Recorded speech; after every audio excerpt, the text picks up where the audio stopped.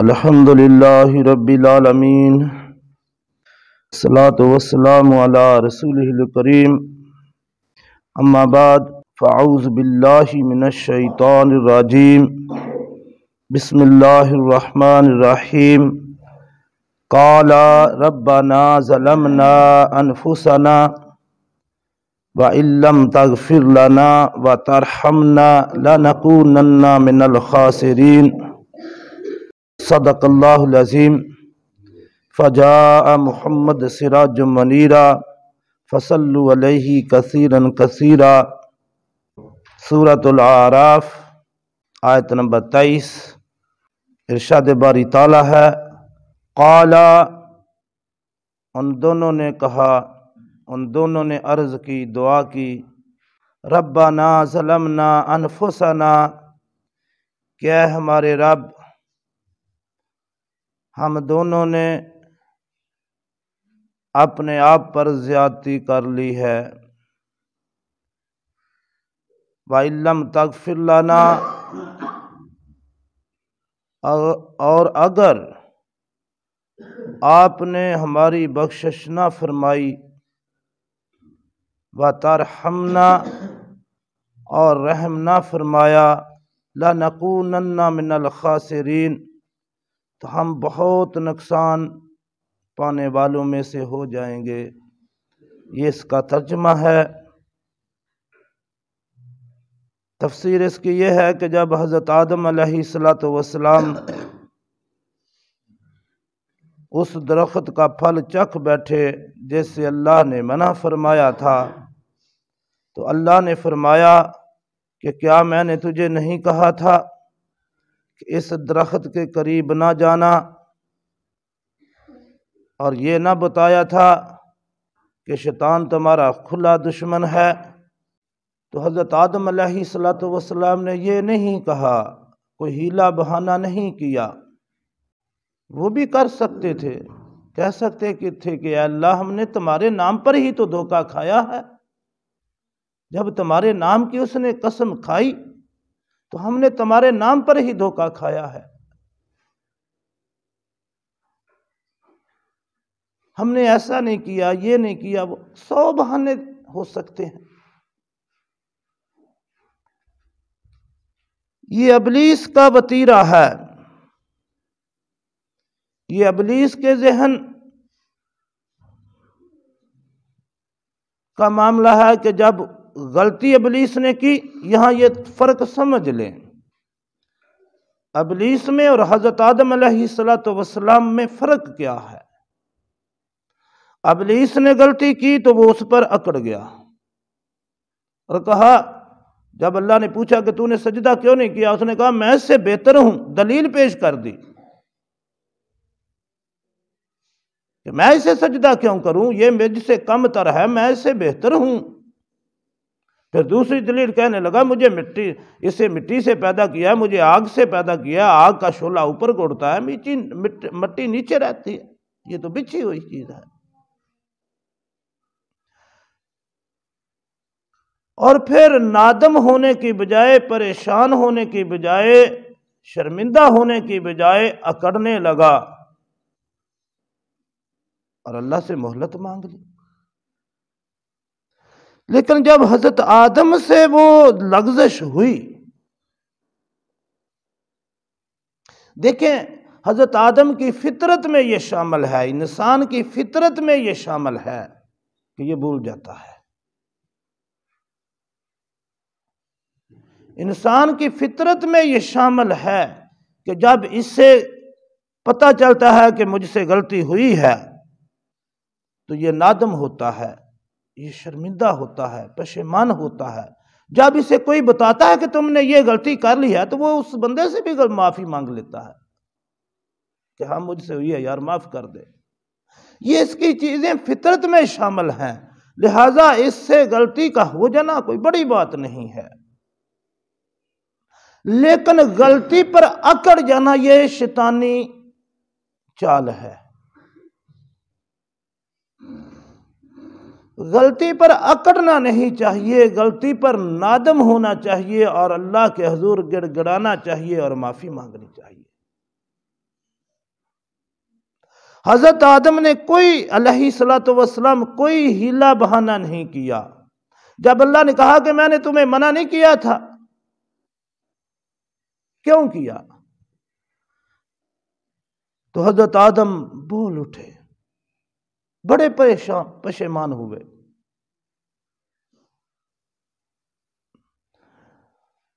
اور تفسیری روایتوں میں آتا ہے کہ 300 سال تک روتے رہے.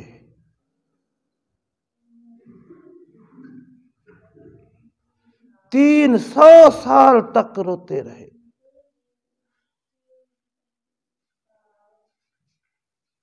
پھر اللہ رب العالمین نے ان کے دل میں یہ کلمات اتارے.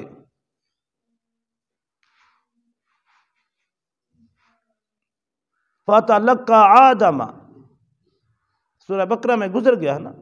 پھر اللہ تعالیٰ نے یہ کلمات حضرت آدم علیہ الصلوۃ والسلام کو سکھائے.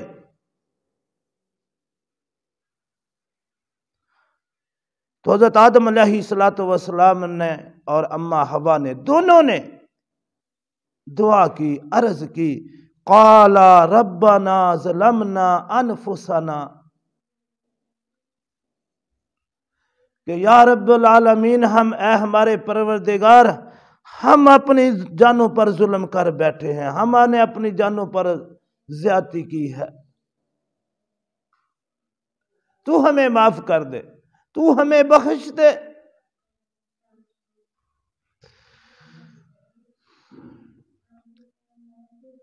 اور اگر تو نے ہمیں معاف نہ کیا، تو نے ہمیں نہ بخشا، تو نے ہم پر رحم نہ کیا،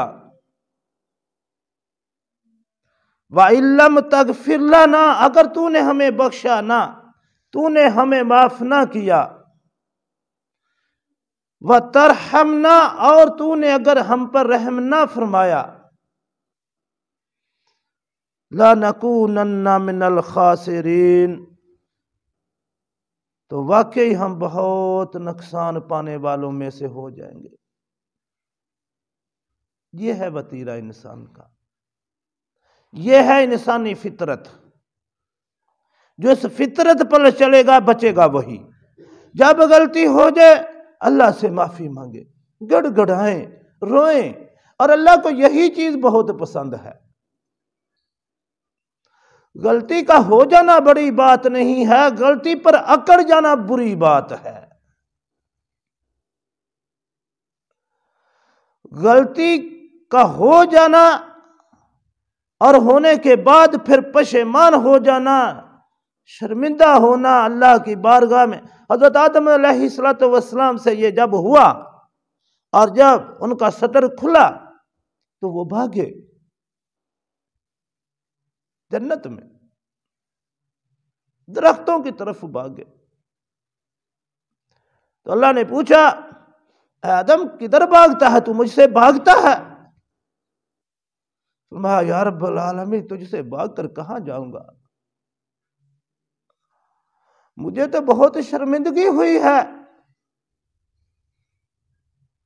میں تو اس شرمندگی کی وجہ سے اپنے آپ کو چھپا رہا ہوں. جیسے بندہ چھپتا نہیں پھرتا کسی سے.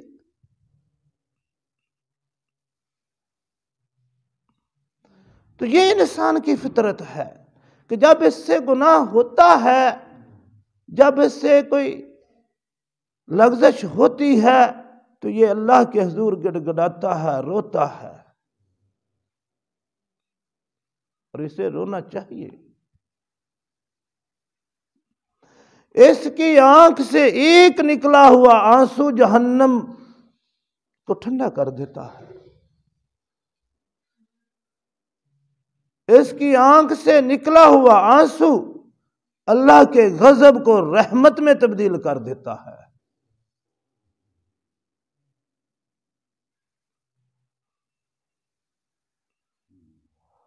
اور گناہ کر کے اس کا اکڑ جانا اس کو ابلیس کی طرف لے جاتا ہے. ابلیس کا راستہ جہنم کا راستہ ہے.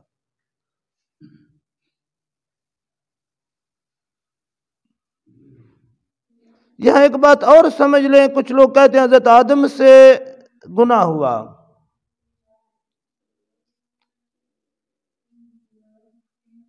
یہ ایسی لغزش ہوتی ہے، اسے گناہ نہیں کہنا، یہ لغزش ہے، یہ بھول ہے، اور یہ اتنی کم درجے کی ہوتی ہے۔ دیکھیں جسم کے اوپر اتنے زیادہ چیزیں پڑی جاتی ہیں لیکن بندے کو احساس بھی نہیں ہوتا، لیکن آنکھ میں ایک بال بھی چلا جائے تو بندے کو محسوس ہوتا ہے، ایسے لگتا ہے کہ پتہ نہیں کتنی بڑی، ایک ذرہ بھی چلا جائے ایسے لگتا ہے کتنی بڑی چیز اس میں داخل ہو گئی ہے، اور اس کا جو ہے نا وہ پشیمان کر دیتا ہے بندے کو۔ نبیوں کی سیرت بھی ایسی ہی ہوتی ہے، معمولی سی لغزش جو گناہ نہیں ہوتی وہ بھی انہیں ایسے محسوس ہوتی ہے جیسے آنکھ میں کوئی چھوٹا سا ذرہ۔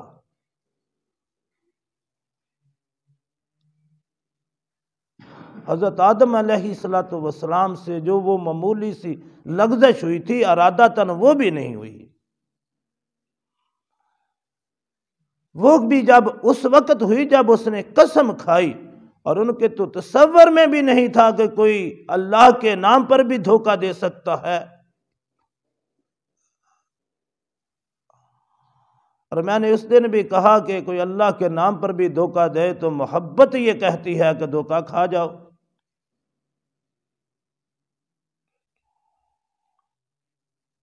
بے شمار اللہ کے بندوں کی ایسی مثالیں ملتی ہیں کہ لوگوں نے کہا کہ حضرت یہ اللہ کے نام پر تمہیں دھوکہ دیتا ہے، کہتا ہے اس کے نام پر دھوکہ بھی قبول ہے۔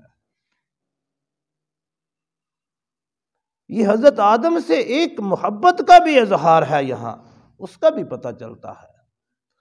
تو یہ جو نبی جتنے بھی ہوتے ہیں معصوم عن الخطا ہوتے ہیں، وہ گناہوں سے پاک ہوتے ہیں،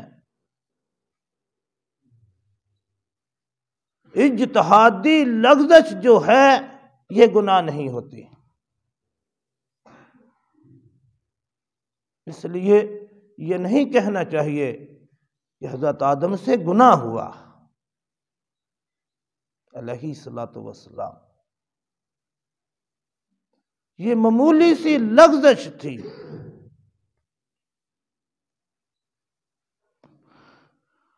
تو بہرحال یہ ساری چیزیں جو تھیں اصل میں یہ دین مکمل ہی تب ہونا تھا، پتہ انسان کو تب لگتا نا کہ معمولی بھی لغزش ہو جائے تو پھر بھی اللہ کے حضور گڑ گڑاؤ، اور چھوٹی سی چھوٹی لغزش کو بھی چھوٹا نہ سمجھو۔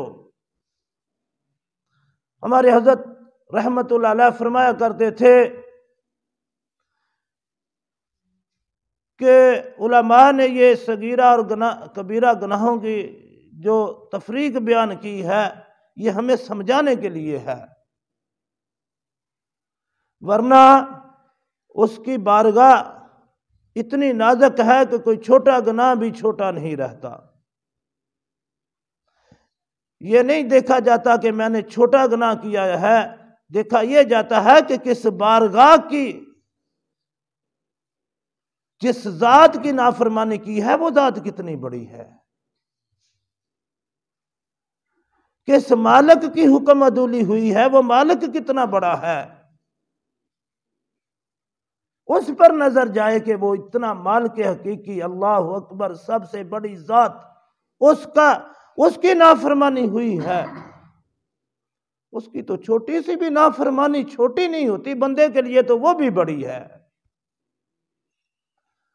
اور پھر چھوٹے چھوٹے گناہوں سے بھی بچنے کی کوشش کرنی چاہیے کہ آپ صلی اللہ علیہ وآلہ وسلم نے فرمایا کہ جب بندہ ایک گناہ کرتا ہے تو توبہ نہیں کرتا تو وہ ایک سیاہ نقطہ اس کے دل پر پڑ جاتا ہے، 2 کرتا ہے تو 2 نقطے بن جاتے ہیں، 3 بن جاتے ہیں، جو وہ گناہ کرتا چلا جاتا ہے تو نقطے بڑھتے چلے جاتے ہیں، اور حتیٰ کہ اس کا دل سیاہ ہو جاتا ہے، وہ حق بات کو قبول کرنے کے قابل نہیں رہتا، پھر اسے گناہ ہی محسوس نہیں ہوتا۔ جب سفید کپڑے اتنے زیادہ گندے ہو جائیں اور کالے ہو جائیں پھر اس کے اوپر کوئی گرد و غبار محسوس نہیں ہوتی، اسی طرح جب دل گندے ہو جاتے ہیں پھر گناہ محسوس ہی نہیں ہوتے۔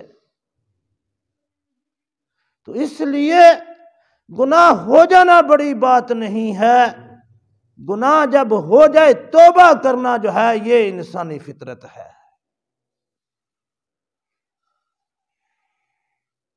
غلطی ہو سکتی ہے، غلطی پر اکڑنا نہیں، غلطی پر فخر نہیں کرنا، بلکہ اللہ کے حضور توبہ استغفار کرنی ہے۔ اللہ ہمیں معاف فرمائے، اللہ ہماری استغفار ہماری توبہ قبول فرمائے، اللہ تبارک تعالی ہمارے گناہ ہمیں معاف فرمائے، نیکیوں کی توفیق عطا فرمائے۔ وما علینا الا البلاغ۔